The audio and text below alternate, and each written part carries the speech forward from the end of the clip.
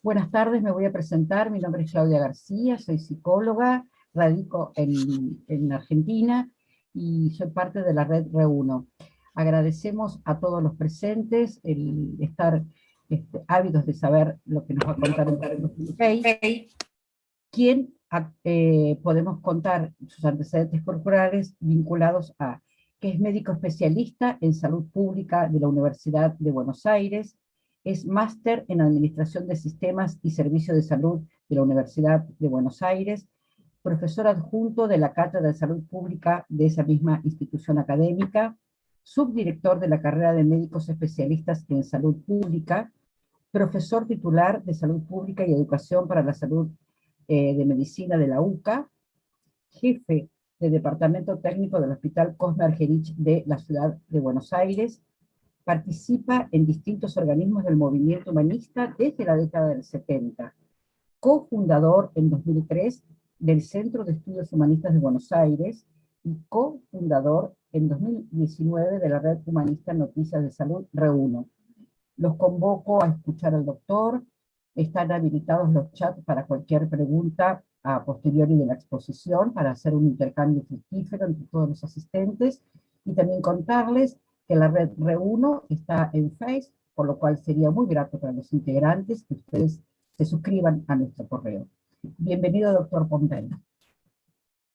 Bueno, buenas tardes o buenas noches en algún lugar.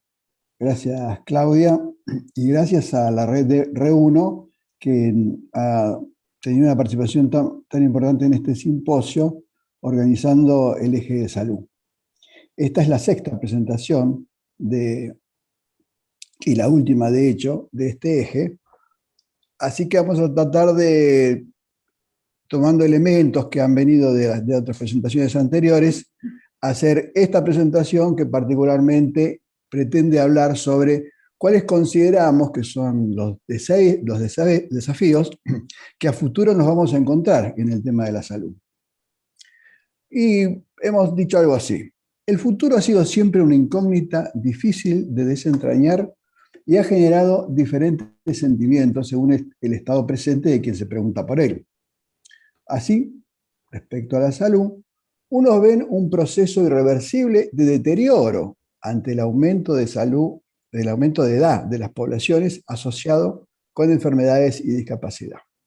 Otros, en cambio, consideran que el avance del conocimiento permitirá una comprensión creciente que lleve a superar la enfermedad, disminuir los riesgos y mejorar la salud de los años ganados en esperanza de vida.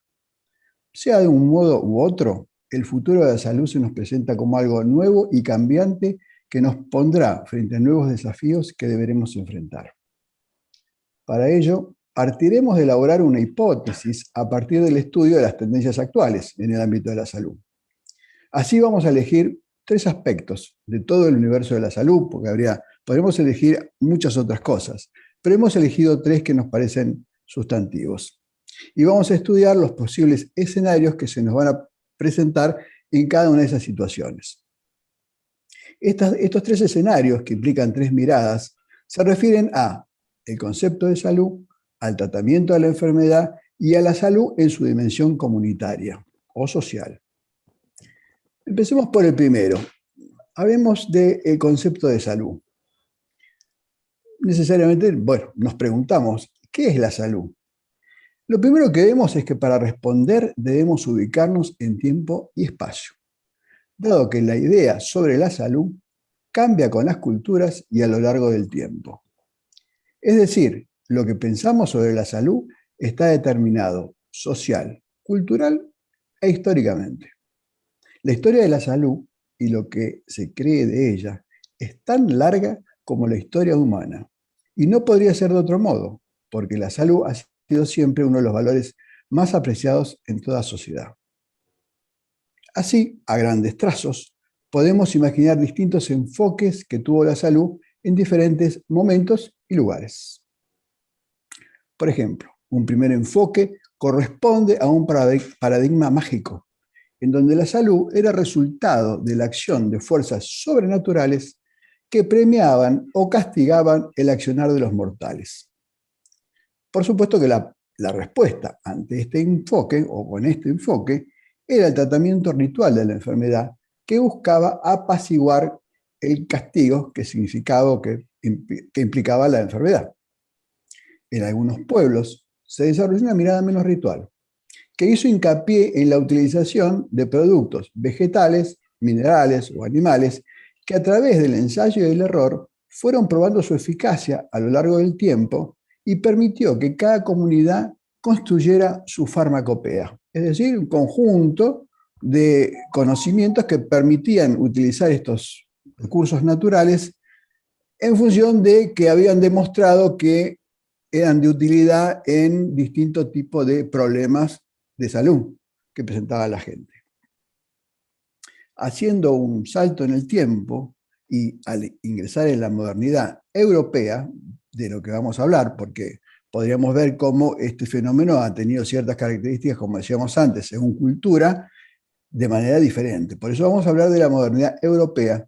Y allí apreciamos que nuevas visiones, esto es, a partir del 1500, que buscaron otras explicaciones.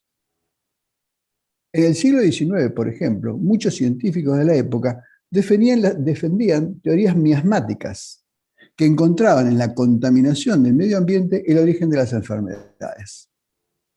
Esta visión de los científicos de aquella época necesariamente cambió con los experimentos de Pasteur, que en la segunda mitad del siglo XIX, con éxito, demostró que no existía la generación espontánea, la que antes se afirmaba como existente por los mismos científicos, y abrió de este modo las puertas al descubrimiento de los agentes microbianos causantes de las enfermedades prevalentes de la época.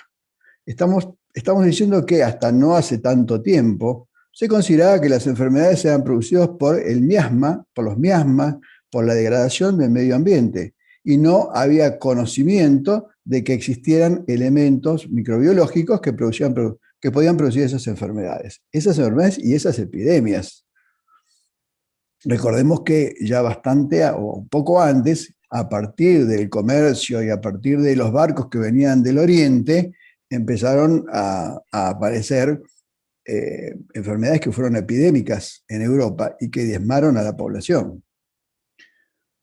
Pero de todas maneras, y más allá de esto, recordemos el impacto sanitario que tuvieron, por ejemplo, la tuberculosis, la lepra, el cólera y tantas enfermedades que tenían origen en el contagio con bacterias. Entonces, esto de descubrir que existía, que no había generación espontánea y que había bacterias, esto fue la base de un avance sumamente significativo en la comprensión de la pérdida de salud que tenían las poblaciones.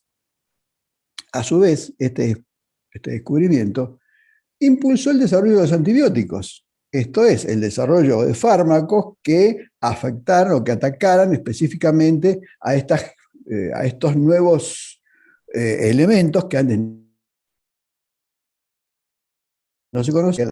Y esto, junto con el cambio en las condiciones de vida, modificaron el perfil epidemiológico de las poblaciones europeas.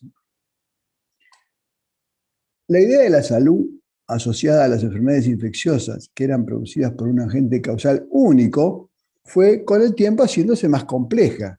Y, por ejemplo, se entendió que además de considerar a las bacterias como causantes de enfermedad, habría que contemplar, que estudiar las condiciones del medio ambiente en que se producía ese encuentro entre el agente y el huésped, y que ese medio ambiente determinaba muchas veces que el mismo agente produjera o no produjera enfermedades.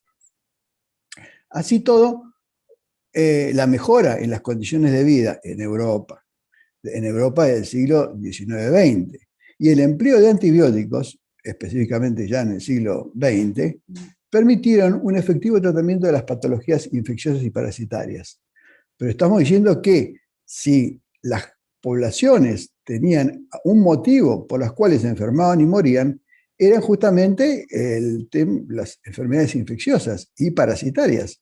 Entonces, el hecho de poder empezar a disminuir, por un lado, la agresión que se producían por estos microorganismos, y simultáneamente, en la medida que fue mejorando las condiciones de vida de la población, hicieron un cambio muy importante en el modo de enfermar y de morir de estas poblaciones. Seguramente muchos hemos visto lo que eran las pinturas que trataban de pintar cómo eran las ciudades de principios del siglo XIX. Y realmente una de las cosas características de eso era el hacinamiento y era la falta de condiciones higiénicas que tenían esas viviendas.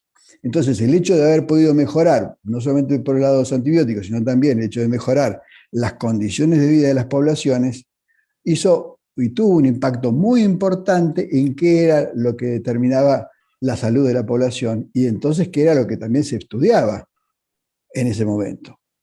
A partir de allí, los determinantes de la enfermedad y de la muerte dejaron de ser prioritariamente, no es que hayan desaparecido, dejaron de ser prioritariamente las enfermedades infectocontagiosas e hicieron su aparición nuevos protagonistas, como son las enfermedades crónico-degenerativas.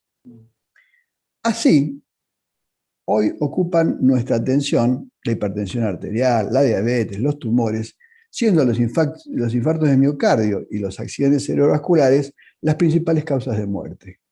Esto es muy diferente a lo que pasaba en el siglo anterior. Y esto hay que sumarle las muertes y discapacidades producto de los accidentes, las violencias y un conjunto de causas que tienen origen en el deterioro ambiental y social.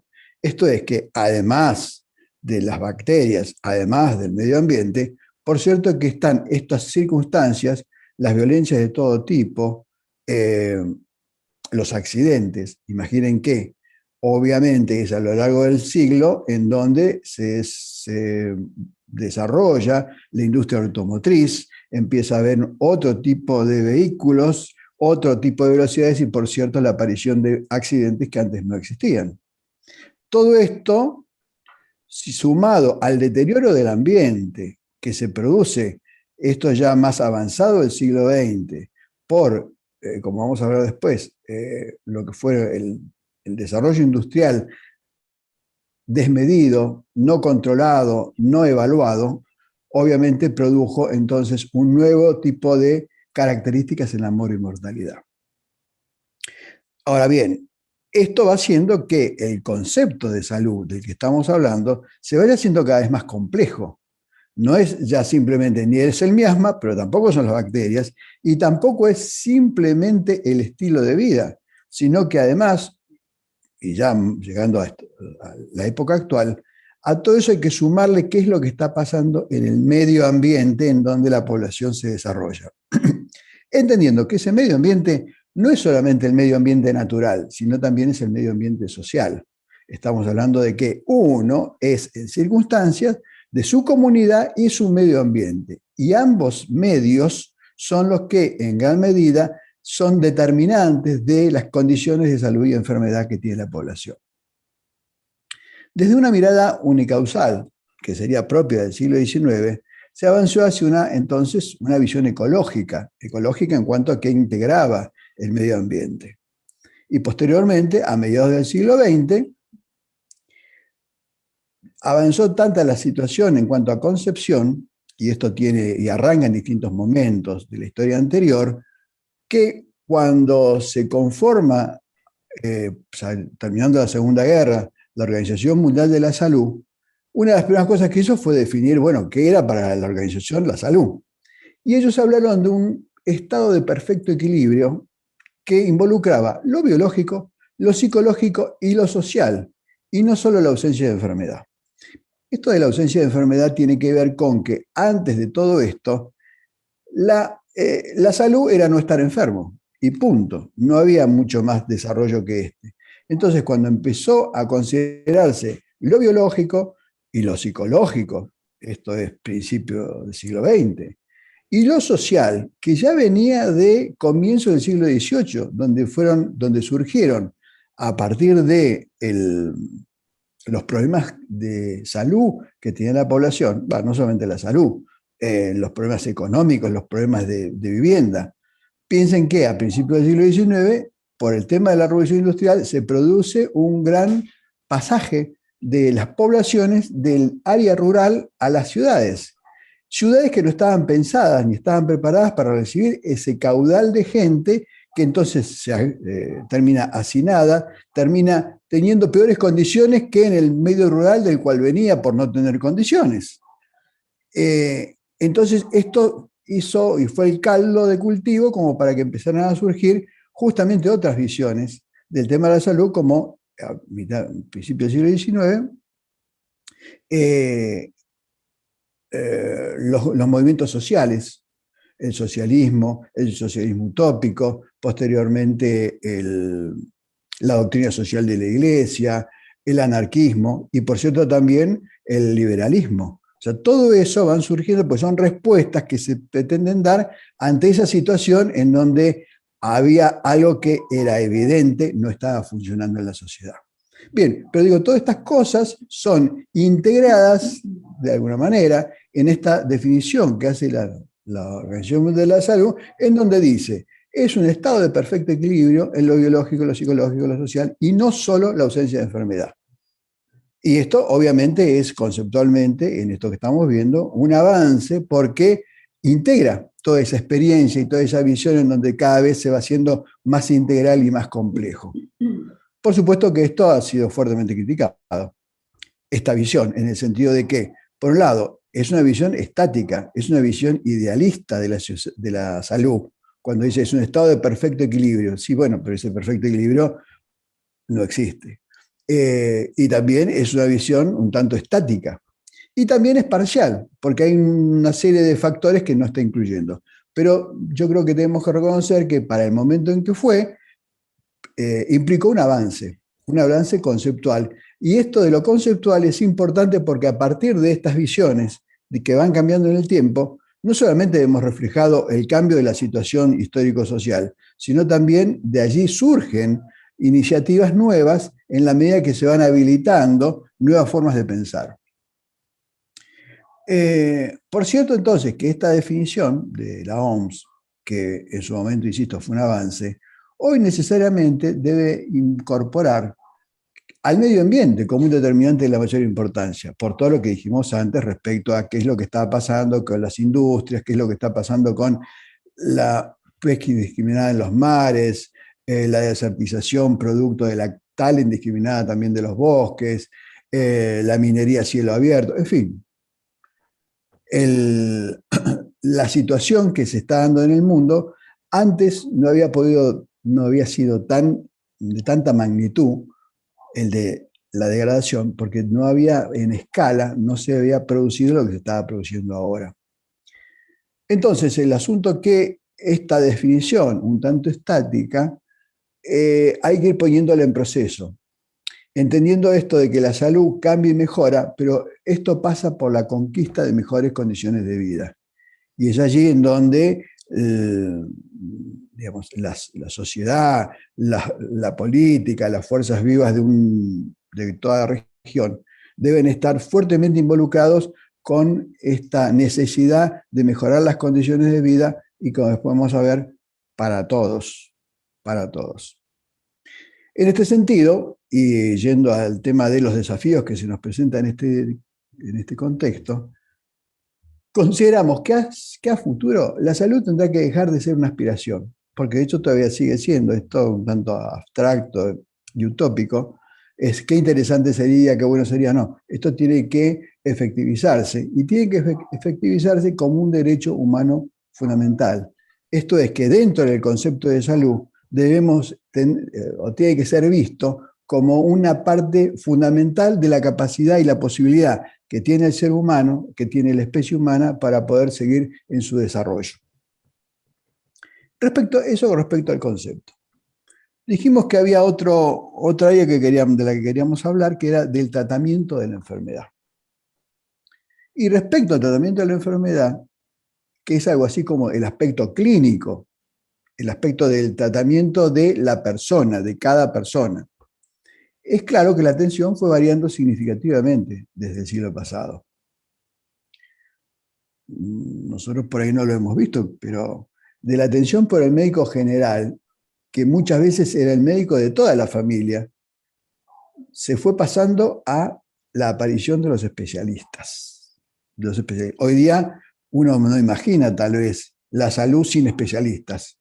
Entonces, según sea la idea que uno tiene respecto a lo que le pasa en salud, es que se va a orientar a un especialista u otro y dirá, bueno, tengo que ir al gastroenterólogo, tengo que ir al neurólogo, tengo que ir al flebólogo, al cardiólogo, etcétera, etcétera, etcétera. Eso antes no existía, existía el médico, que de hecho era el portavoz, si se quiere, el representante del área de la salud, sin mayores disquisiciones. Hoy día tenemos muchos más profesionales que conforman equipos, como vamos a ver. Pero en todo caso, este cambio del médico de la familia al médico general cambió específicamente y puntualmente a partir de que en 1910, en Estados Unidos, impulsado por la Fundación Rockefeller, uno que no era médico, sino que era educador, que se llama Flexner, se le solicitó, hizo una investigación en distintas entidades de estudios o colegios de medicina, e hizo un informe, el informe Flexner, 1910. En ese informe, él concluyó que la enseñanza era deficiente. Y entonces, como era deficiente, propuso cambios que terminarían siendo implementados en casi todos los países del mundo, básicamente los países occidentales. Pero este cambio hecho a partir del informe Flexner produjo una transformación sustantiva en el modo de estudiar la salud y la medicina y en el modo de ejercerla. Entre otras cosas, y muy sintéticamente, lo que él planteaba es que para formar correctamente a un profesional de la salud, lo que tenía que hacer ese profesional es tener mucha experiencia de casos de un área determinada, porque no podía hacerlo de todo. Entonces tenía que hacerlo de un área determinada. Y entonces ahí es donde aparecen primero las grandes especialidades y después hasta las subespecialidades. De hecho, bueno, seguramente muchos conocen cómo ya desde la salida de la universidad, el que está egresado como médico no es que simplemente va a ejercer, sino que tiene que pasar por un periodo de mayor capacitación en una especialidad, y que es lo que normalmente dan las residencias, las concurrencias médicas. Y estamos hablando particularmente de los médicos porque son los que sufrieron fuertemente este proceso. Después se fueron integrando, se incorporando otros profesionales que no son médicos particularmente, pero están dentro del área o dentro del equipo de salud. Entonces, a partir de allí, a partir de Flexner, la atención se organizó por especialistas que tenían, por un lado, una mirada biológica. Esto es una de las cosas fundamentales que hacen a la medicina que conocemos hoy, una mirada biológica. También tenían una fuerte visión un fuerte apoyo farmacológico. Esto es, no solamente había una mirada biológica, sino que además había un tratamiento de base farmacológica. Una de las críticas que tiene todo esto es que justamente se da porque la Fundación Rockefeller, que es la que estimula o que impulsa o que financian estos estudios, en ese momento empieza a entrar en el territorio de la industria farmacéutica. Bueno, vaya a saber. Pero en todo caso, esas cosas se dicen. Y la tercera cuestión que caracteriza esto es que está fuertemente orientada a los síntomas.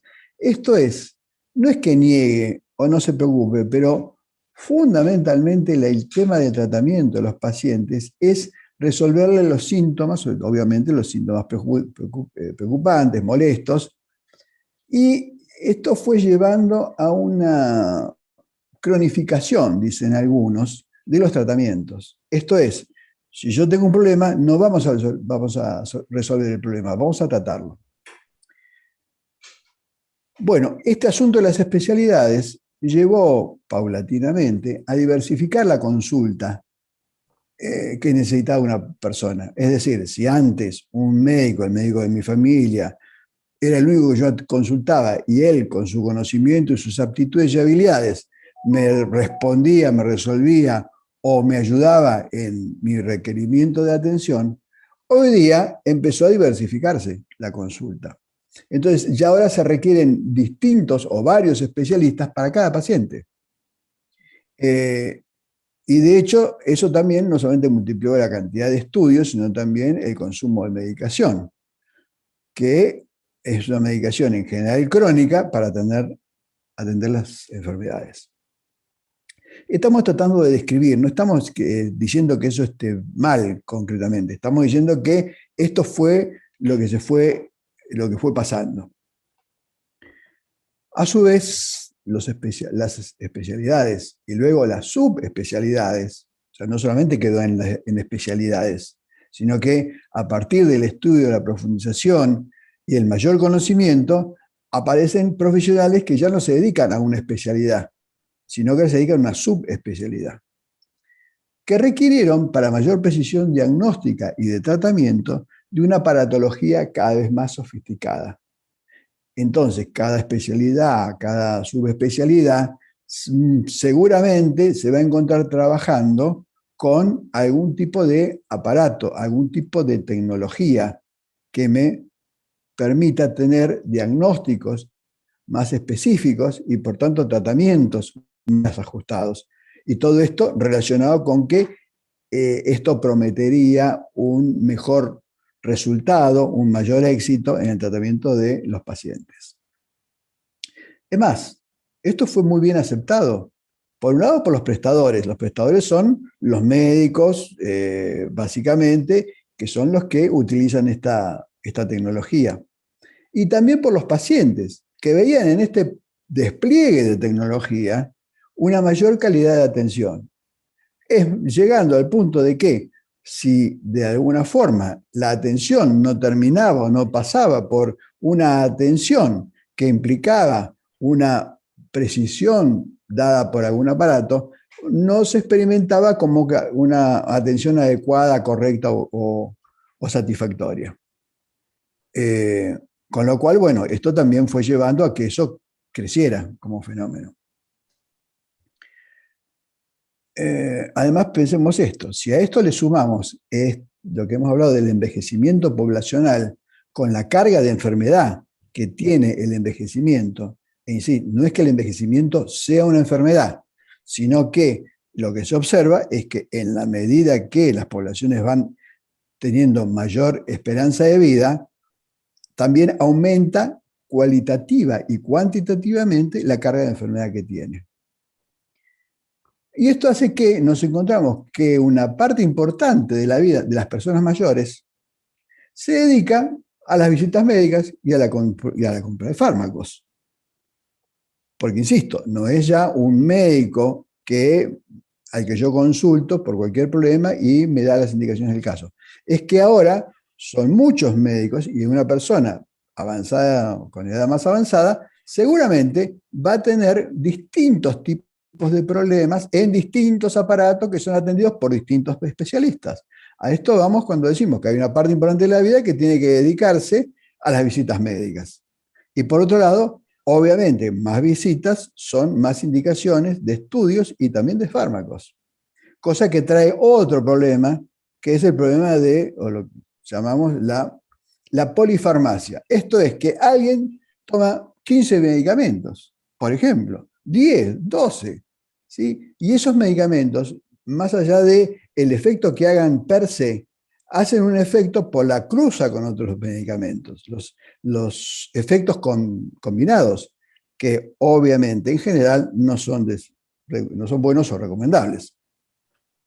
Bueno, volvamos un poco atrás. Decíamos también que, por otro lado, a partir de la segunda mitad del siglo XX, es decir, de vuelta después de la Segunda Guerra, se desarrollan nuevos conceptos interesantes que sacan a los estudios del campo de la enfermedad y comienzan a estudiar los riesgos de las personas que, estando sanas, presentan condiciones o situaciones que las hacen más proclives a sufrir daños y que deben ser atendidas. Esto es, hasta ese momento se atendía a una persona cuando estaba enferma. Alguien está enfermo y entonces solicita una consulta. porque está enfermo, porque no se siente bien. A partir de estos estudios se vio que antes de estar enfermo podían pasar cosas, podían darse situaciones que si uno pudiera evitarlas o resolverlas, podrían justamente evitar que hubiera enfermedad o que hubiera agravamiento de la enfermedad o que hubiera prolongación de la convalecencia de las enfermedades. En ese sentido, tendríamos que mencionar que un par de médicos, Lebel y Clark, en 1953, segunda mitad del siglo XX, describieron muy magistralmente distintos niveles de prevención que se podían hacer en distintos momentos del proceso de salud y enfermedad. Así se habló de una prevención primaria, una prevención secundaria, una prevención terciaria, y recientemente, bueno, se ha elaborado la idea de una prevención cuaternaria.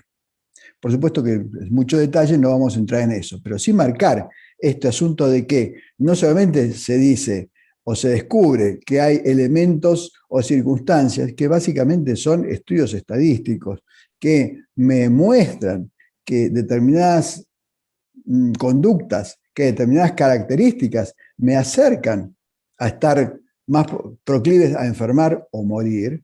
Bueno, así como eso, también se pudo determinar como niveles en donde se podía intervenir a partir de comprender qué prevención se podía hacer en esos distintos niveles. Por eso es que esto llevó a desarrollar herramientas que permitieron, o que permiten hoy día, adelantarse a la enfermedad tratando los riesgos. Entonces ahora acá tenemos la aparición de otra entidad. Ya no es la entidad enfermedad, con todas las características de los síntomas que puede tener, o las molestias, las necesidades evidentes que puede tener, sino estamos hablando de una instancia que no es enfermedad, sino que son riesgos.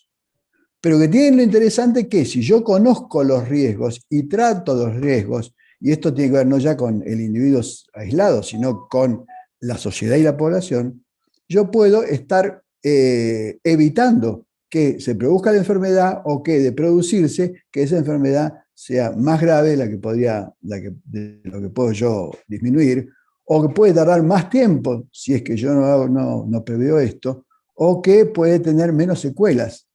Entonces, pero todos estos conocimientos provienen de estudiar qué pasa antes de la enfermedad. Bueno, por último, junto con la prevención de la enfermedad, se desarrolló otra idea, que fue la de promocionar la salud. Y que también nos hable de un nuevo espacio, que no es ya ni la enfermedad ni el riesgo, sino que se propone hacer pie en otro concepto diferente a la enfermedad, y que es la salud como tal.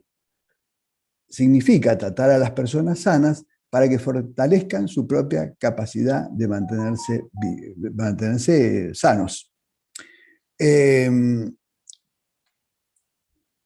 Esto significa que uno podría decir, bueno, antes estaba o existía o existe la enfermedad. También existen los riesgos, pero también existe la salud. Cosa a que no se había como prestado mayor atención, porque se entendía que la salud era aquello que existía cuando no había enfermedad, pero la entidad la tenía la enfermedad y no la tenía la salud. Hoy día lo que estamos planteando con esto es que vemos un avance hacia poner pie y mirar todo el fenómeno no desde la enfermedad y la muerte, sino desde la salud y la vida. Y esto nos parece que es significativo a la hora de pensar en términos de cómo la atención de la enfermedad va cambiando y cuáles son los desafíos que tenemos para que esto efectivamente pueda avanzar. También es cierto que actualmente la gente empieza a buscar soluciones que involucren menos inversión, no solamente inversión económica, sino también inversión de tiempo, porque si estamos diciendo que cada vez uno gira más en torno al sistema de atención, porque tiene que ir a distintos especialistas, porque tiene que comprar distintas medicaciones, porque tiene que hacerse distintos estudios, pues, obviamente esto llega a un punto en donde, así como en un momento fue el deslumbre de la tecnología aplicada a la salud y la asociación de la calidad de atención con la cantidad de tecnología que a mí me suministraban. Bueno, también eso como proceso va haciendo que la gente diga, bueno, a ver si podemos ser menos, tener que dedicarle menos tiempo y menos energía para poder estar sanos. Y entre estas cosas, y en las cosas que tienen que ver con eso, es, por ejemplo, se desarrollan nuevas especialidades. Uno dirá, ¿qué tendrá de nuevo? Por esto que decíamos antes. Pero justamente, hoy día, el médico generalista y el médico de familia empiezan a hacer especialidades de posgrado que se estudian y capacitan a los profesionales para un tipo de atención que involucre poder resolver aproximadamente el 80-85% de los problemas que tiene una consulta. Con lo cual, en este caso, estamos reduciendo, si se quiere, la cantidad de profesionales que hay que consultar a la hora de resolver un problema, por ejemplo. Y esto va en esta dirección de el agotamiento, tal vez, de la población, en la medida que tiene que ser sometida a tantos tratamientos, tantas consultas, y ya no es lo mismo que cuando esto empezó y toda esa cosa de la tecnología maravillaba y se pretendía acceder a ella en la idea de que si había mucha tecnología seguramente iba a haber más salud. Y evidentemente no necesariamente es tan así. Pasa también que el acceso a Internet, que en el caso de hoy, de este año, el año pasado, fue fuertemente impulsado por la pandemia de COVID-19, en donde de alguna forma todos hemos sido como obligados a involucrarnos en el mundo de no solamente de la tecnología, en el mundo de la informática, de la información. Sin ir más lejos, este simposio y particularmente esta comunicación que estamos teniendo tiene esas características. Bueno, eso, entre otras cosas, ha hecho, y la posibilidad que ha tenido cada vez más gente de acceder a esa tecnología, nos ha permitido tomar contacto con estrategias de atención que antes eran muy poco conocidas o desconocidas por la población. Y hoy día, entrando en Internet, googleando, ¿sí?, como hoy día se hace, empezamos a ver que hay otras formas, otras estrategias de atención que no son lo que llamamos la medicina oficial, la medicina tradicional, la medicina científica, que es la que el sistema social, el Estado, en todo caso pone en marcha, e inclusive el sistema privado también pone en marcha o desarrolla. Así, por ejemplo, tenemos la medicina tradicional china, de la que estuvimos escuchando algunos conceptos muy interesantes el día de ayer, Ayurveda, otro tanto, la medicina tibetana, que estos son tres grandes, diría, troncos en el conocimiento sanitario de la historia humana. Por supuesto, muy poco conocidos o menos conocidos en el occidente. Más occidental, pero también a veces poco conocida, tenemos la medicina ortomolecular, la terapia neural, la antroposofía y muchas otras, que lo característico es que tienen una mirada integral diferente de la mirada del especialista. Y que justamente una de las cuestiones que hacen a su reconocimiento y búsqueda de cada vez más gente es que no, digamos, que en la consulta involucra a los distintos elementos que puede tener como problemáticos una persona y pueden buscar dar respuestas a esto. Y esto, bueno, obviamente lleva al desafío de lo que estamos hablando, de crear nuevas modalidades de atención que den respuesta y que den satisfacción a las necesidades y también a las expectativas de la gente que consulta. Con lo cual se debería generar un primer nivel de atención, entendiendo que el primer nivel de atención es el nivel con el que el conjunto de la población toma contacto, si hablamos del sistema de salud, y tendría también que haber un cuerpo especialista para aquellos que lo requieran, pero que no sea el modo ingresor al sistema. Hoy día uno dice, me duele la cabeza, voy al neurólogo. Eso es típico. Bueno, sin embargo, en eso yo me estoy autodireccionando. sin tener los conocimientos necesarios como para saber si ese dolor de cabeza es realmente un tema que puede abordar el neurólogo o que en realidad necesita otro tipo de abordaje. Pero yo no tengo, obviamente, capacidad para poder hacer esa disquisición, que en todo caso tendrá que ser de un médico generalista o de un médico que me pueda permitir, que pueda entender de dónde o cómo tenía que orientarme para resolver ese problema. Con lo cual, esto que estamos planteando como desafío va a requerir la formación de un equipo de salud, porque acá no solamente estamos hablando del médico, estamos hablando del médico, de la enfermera, del kinesiólogo, fonoaudiólogo, terapista ocupacional, es decir, hay un conjunto de personas, de profesionales que no pueden actuar aisladamente, sino que tienen que actuar como equipo, con lo cual hay que conformar equipos, aprender a trabajar en equipos y que estos equipos tengan una visión que pueda integrar lo biológico, lo psicológico, pero también lo ambiental, lo comunitario y por supuesto también lo espiritual. En la medida que nosotros podamos marcar, podamos como conformar y tener una nueva visión, una nueva formación en nuestros profesionales que tengan esta mirada, seguramente vamos a poder dar otro tipo de atención a la enfermedad, que es un poco el título que tenía esta área de trabajo. Y esto nos lleva entonces, por último, nos lleva al tercer punto de los que queríamos plantear, que es el de salud de la población. Y aquí quisiera empezar recordando que es en el siglo XX, y sobre todo otra vez, ¿no?, después de la Segunda Guerra Mundial, que se dan algunos hechos que son significativos y que tienen que ver muy fuertemente con el tema de la salud. Por un lado, asistimos a un fenómeno demográfico inédito. La población mundial, que en 1950 se calcula que había alcanzado a los 2.500 millones de habitantes. Y esta cantidad de habitantes, que obviamente en ese momento eran un avance en números respecto a momentos anteriores, pero los crecimientos habían sido relativamente lentos hasta llegar a esa situación. Ahora piensen, 2.500 millones de habitantes en 1950. Estamos en 2020, 70 años después, la población actual está trepando a los 8.000 millones, de 2.500 a 8.000 millones en 70 años, siendo que en toda la historia humana se llegó a poder estar simultáneamente viviendo en el planeta 2.500 millones de habitantes.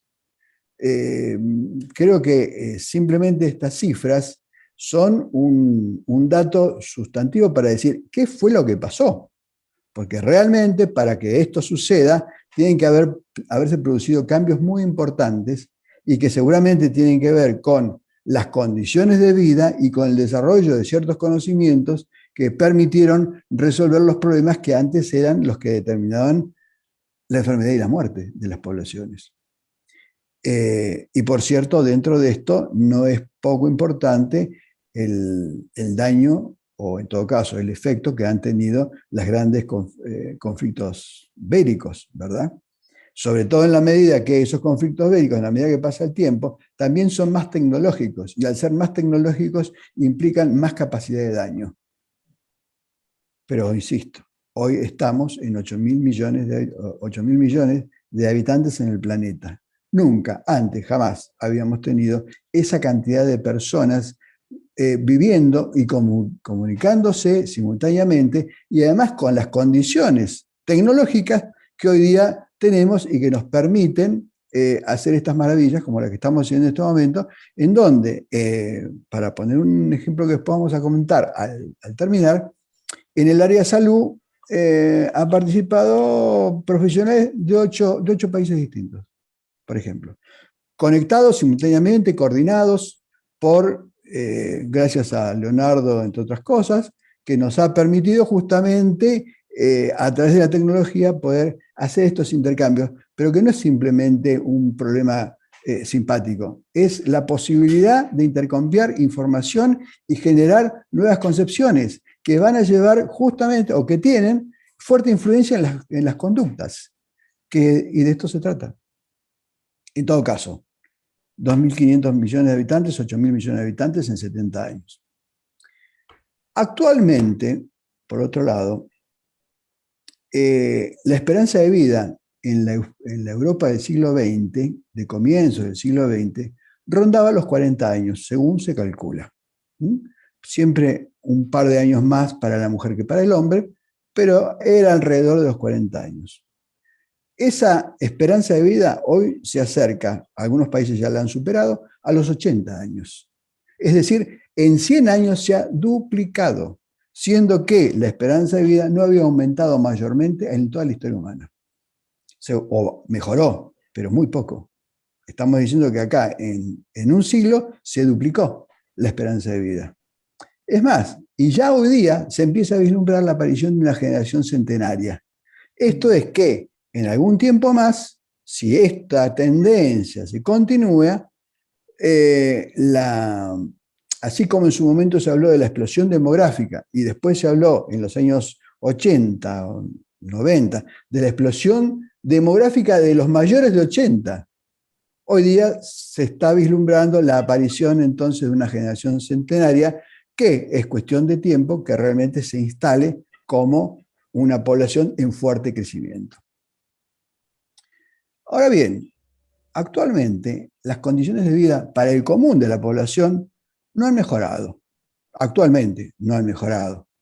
Y el medio ambiente está cada vez más deteriorado, justamente, como decíamos antes, productos de la acción descontrolada de las industrias, porque esto no tiene que ver con lo que hacen los particulares. Estos son acciones de gran dimensión, producto de lo que hacen las industrias, que depredan los mares, los suelos, los bosques, y por supuesto también la utilización de hidrocarburos como fuente de energía que generan el efecto invernadero, bueno, un montón de situaciones que conocemos que son estudiadas por ecología.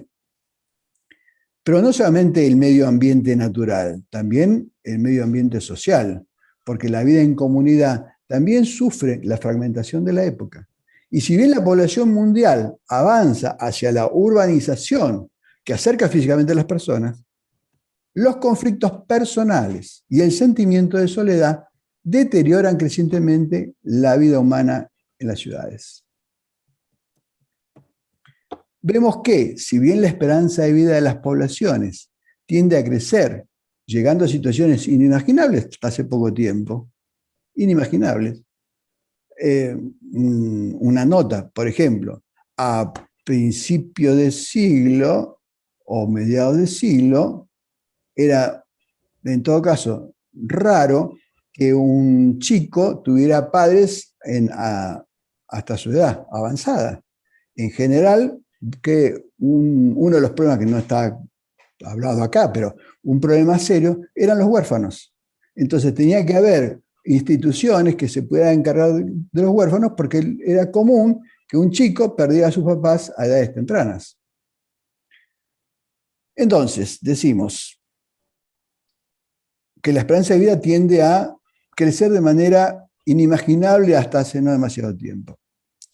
Pero el deterioro del medio ambiente natural y social hace que peligre la vida de amplios sectores de la población.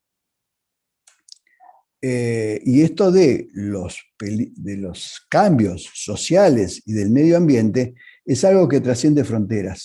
No es algo que podemos decir, bueno, es un país, es una región. Esto es un fenómeno que se da en todo el planeta. Bueno, y por otro lado, también decíamos, la atención de salud hoy día implica destinar cada vez más recursos económicos para poder mantener el sistema y que tiene el encarecimiento de todo lo que mencionábamos antes. Y sin estos recursos económicos no es posible que funcione el sistema.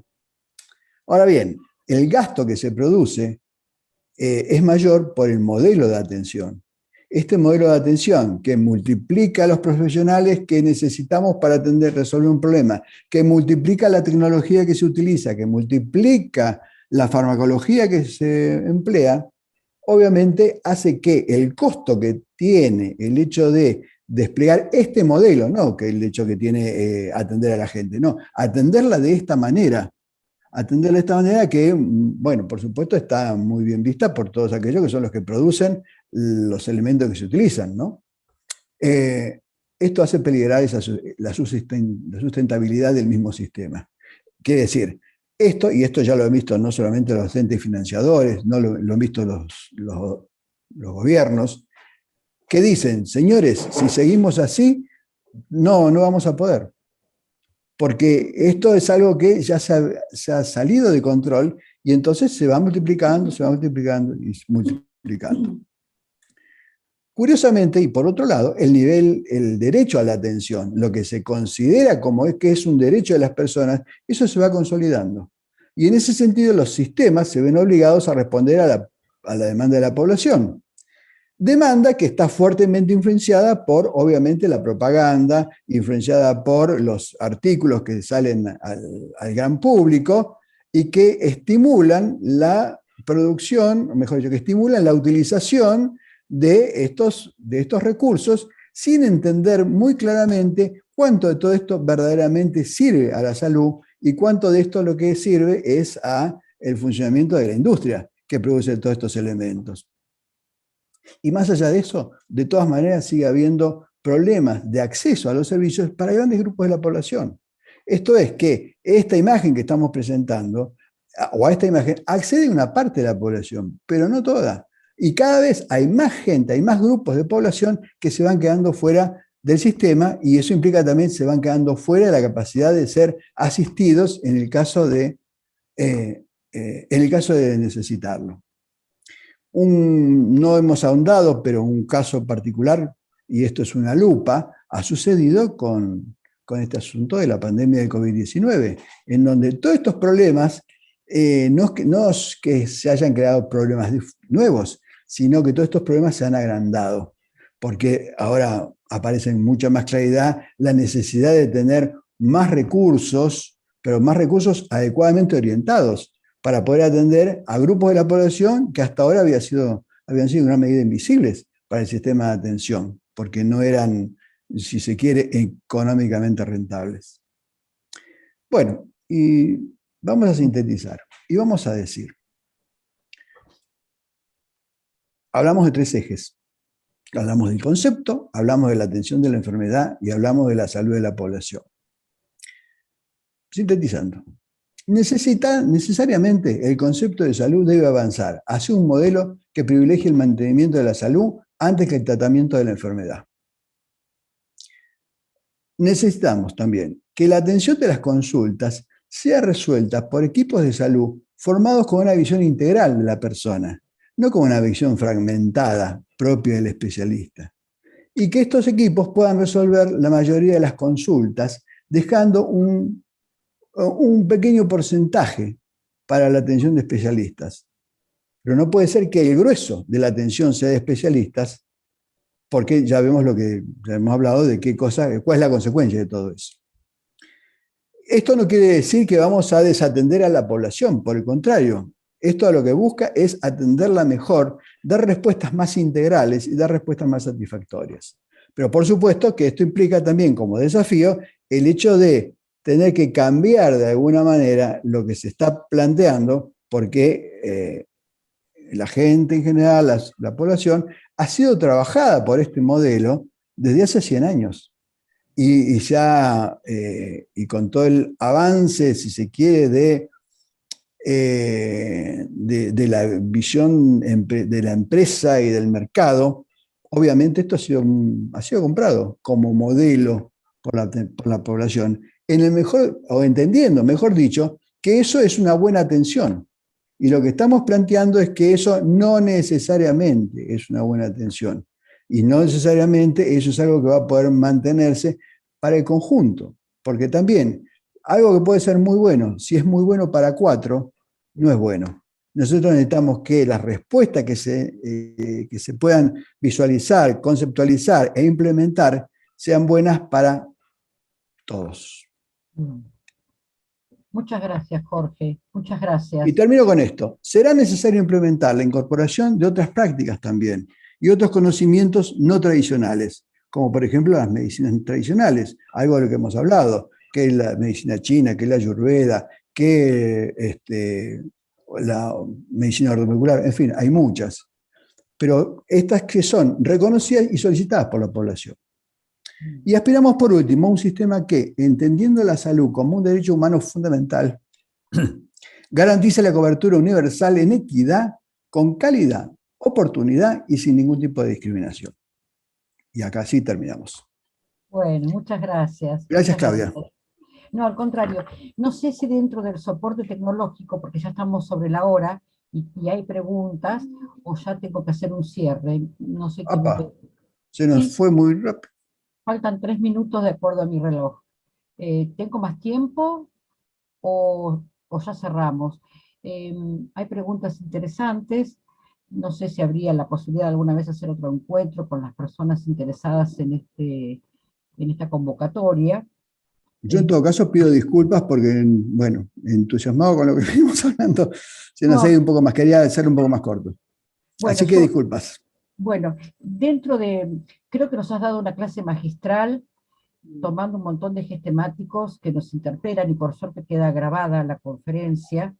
Has hablado de la historia de la salud, de la epidemiología uni y multicausalista, de la importancia del modelo médico hegemónico, la importancia de la prevención y de la promoción de la salud emergente desde la Carta de Ottawa. Cuestionaste el concepto de salud de la OMS como Estado y no como proceso. También nos trajiste el tema de reflexionar a la salud como objeto de mercado, esta cuestión que queda como marco teórico de la medicalización de la vida cotidiana, desde una mirada biologicista, cuando nosotros propiciamos una mirada de la salud integral. Y esto que decías también, me permito hacer este cierre, de que ahora los sujetos, todos los ciudadanos, deberíamos tener todos la categoría de ciudadanos, ¿no? Estamos con acceso indiscriminado a la información, lo que no significa que accedamos a informaciones importantes, ¿no? Y además esta cuestión que traía Jorge, digamos, del abuso que estamos haciendo de la madre tierra con estas implosiones en la contaminación y cómo afecta esto en la calidad de vida cotidiana, ¿no? Así que en este deterioro de la calidad de vida me parece que nos has dejado un montón de ítems para seguir pensando en este abordaje tan tecnológico hacia un cuerpo que necesita ser mirado desde un orden de la subjetividad. Ya estamos cayéndonos de la hora, así que yo, de mi parte y en nombre tuyo, también quiero agradecer a todos, ¿no? Y a Reuno, que generó estas líneas de trabajo. No sé si alguien más, si vos querés agregar algo más, Jorge, como cierre, antes de que se termine la... No, mis disculpas nuevamente por lo extendido de la presentación. Gracias y que en todo caso, bueno, podemos perfectamente continuar con esto si hay alguna pregunta o alguna inquietud a través de Re1, por ejemplo, perfectamente. Buenísimo. Entonces, confirmamos esto, ¿no? Que pueden suscribirse a Reuno desde Face y ahí seguir intercambiando. Quizás podamos propiciar un nuevo encuentro en esta línea temática tan importante y de profundo debate que nos trae el doctor Pompey. Por mi parte, muchas gracias.